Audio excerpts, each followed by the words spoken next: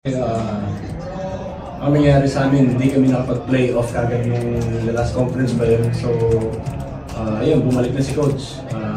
Actually, hindi nga kami nakapagpahinga kasi si Coach, kahit sabi mo may baha, kailangan mo sa practice kayo. Pero ayun, worth it naman. Tinan mo, sana naman kami ngayon. Kaya na-appreciate kami kay Coach yun.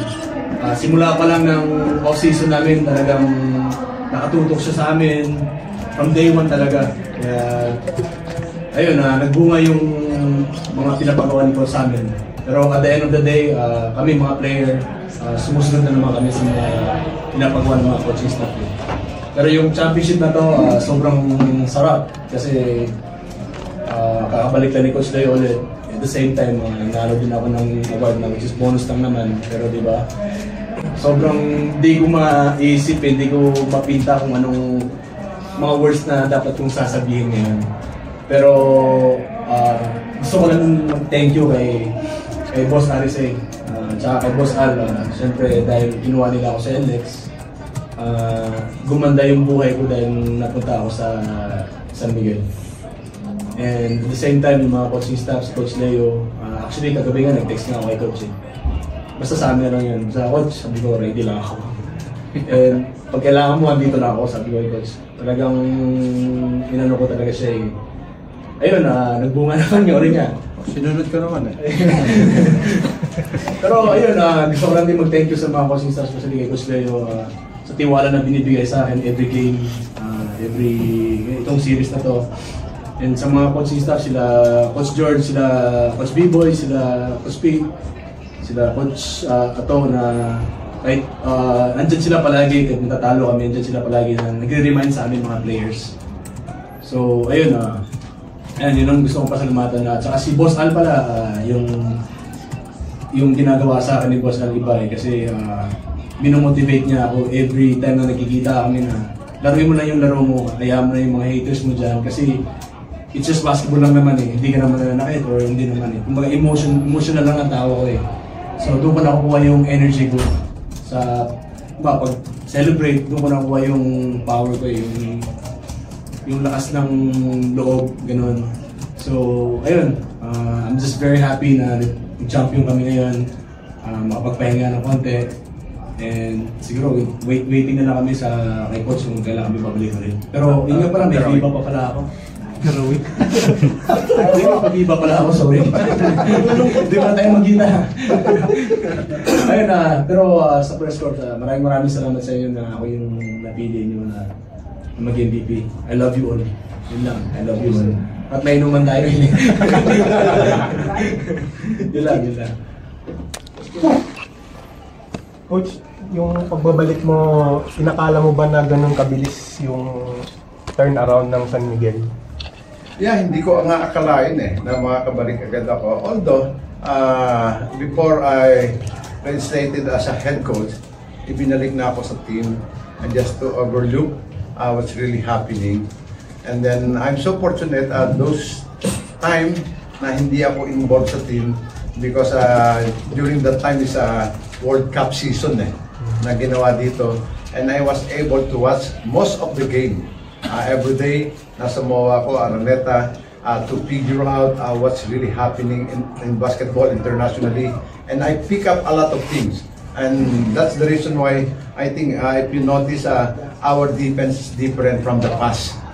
And from there, so ni-apply ko sa team namin, and then I keep on watching the game, the semifinals, and then the tendency of the players, the coach, and then it helps a lot.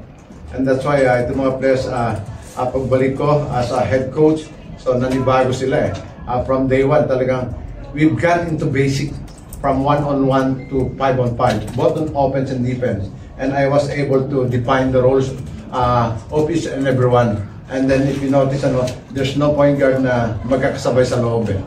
And then wingman, almost the same position sila dahil actually some of the players hindi ko na nagamit because crowded yun eh. But because of defining the rules, alam nila as long as the team is winning, so there's no problem with them. But there's a opportunity for them to play, and ibinibigay nila yung quality minutes And that's one thing that's why we're here in the championship and winning this All-Filipino Championship. Jericho, nung natalo kayo sa game 1, kasi nababanggit ni coach na parang yun din yung nag-fuel din ng fire sa inyo. Pwede mo bang elaborate kung ano ba yung paano nyo ginamit yun as motivation yung talo nyo sa game 1? O yun nga, siyempre, kumbaga, andun na kami. Kumbaga, pero okay lang din na natalo kami kasi talagang yun yung talagang nag-fuel sa amin. Yung naging gas sa amin. So, lahat kami, nag-uusap kami na talagang we have to play like it's our last game. Every game. Kaya pagpasok namin buhos lahat, from point guard to big Mike, na yung Mark. Tsaka yung pinaka-vocal sa amin talaga si Captain Ball namin, si Chris Ross. Talagang kahit alas stress na, alas dos, nag-message pa rin sa amin yan na talagang we have to play like it's our last game. Kasi gusto niya rin mag-champion eh. Diba? Kami rin gusto rin mag-champion. Lahat kami na-down nun, pero good thing na we have a good chat niya.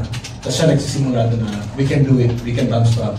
Sabi niya, I've been here before, we've been here before. And ayun na, kami, siyempre sumusunod din kami sa Captain Ball natin kasi yun nga, he's been here before. Kami yung championship na yes, diba? So, ayun, naging motivation talaga namin yun.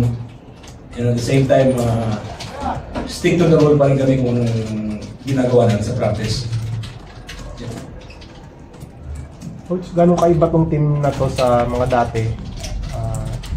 Yeah, it's a lot of hard work for this team because they are new to my system and I'm happy for them and pinili nila yung sistema ko. And some of the players naman alam nila katulad nila Chris Ross and then yung sina Jim Mars, yung Marcel Laster and then of course itong tatlong Adamson players alam nila kung paano ako mag-coach and then always gone into basic ako especially at the start of the season and it's not that easy because katulad sinabi ko kanina most of the things is talagang when it comes to talent medyo superior pa nga sila it happens na yung ibang team may mga injuries but that's part of the game and then this team talagang nagsumikat sila dahil nagbuo sila as a team, not as an individual.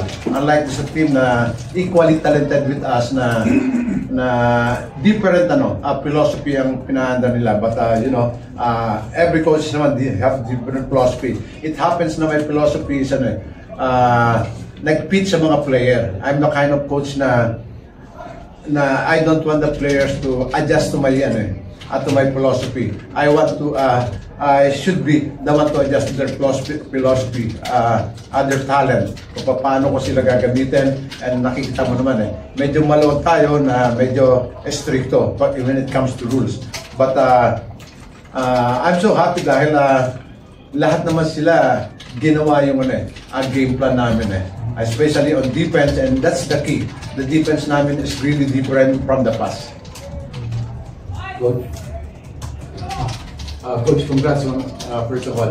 Question lang for you and Jericho. Could just talk about yung performance ni Junmar Fajardo ng finals na ito. Itong game na ito, I think 1 miss lang siya, 1 or 2 miss lang siya. So, what can you say about Junmar's performance? Yeah, regarding Junmar Fajardo performance, at the start of the semifinals, we're so happy with him, but unfortunately we lost because Junmar, alam natin, nagkaroon siya ng calf injury. And from there, his game is not 100%. But we were thankful to the PT's trainer because nalagaan siya And then if you notice, until now, this game manage yung oras niya. And kanina nga na-stretch ng konti, asumin niya siya na kailangan niyang mag-sub. And then fortunately, lumalang kami, that's why we have the luxury of time for him to get rest. But when our lead cutting down by our opponent, and then tumingin siya sa akin, it's time for him to get back. But I hope na this break makarecuperate siya sa kanyang dahil alam natin na kailangan sila ng national team natin. I believe na on 29 or 30th of this of the month aalis sila So good luck sa kanya, and I hope na talagang makarecover siya dahil he will be a good help at the national team. Jericho, just performance ng Medium Mark itong series na to. Actually, sinabi ng coach lahat pero ang masasabi ko lang, Junmar is the GOAT. Yun ang masabi ko. Talagang, he's a different animal. Yun ang masabi ko, the GOAT. Thank you. Mark, kano ka? Ay, Mark, Jericho. Wala ako. 6'10". Okay, wala kayo. Jericho, speak of national team, to performance mo, ang laking momentum going to FIBA Asia, play against the top Asian teams. Yun. Siguro, bukas ko na, the next day ko nang pag-isipan yun. Siyempre, medyo din eh. Since game 1, di ko lang sinasabi din, pero may hinihinda din ako sa tuhod ko. So, everyday, kung nagsashot si Junmar, nagsashot din ako sa mga painkillers. So, pag-isipan ko muna the next 2 days na kung papahinga muna ako or tutuloy ako. Yun lang naman.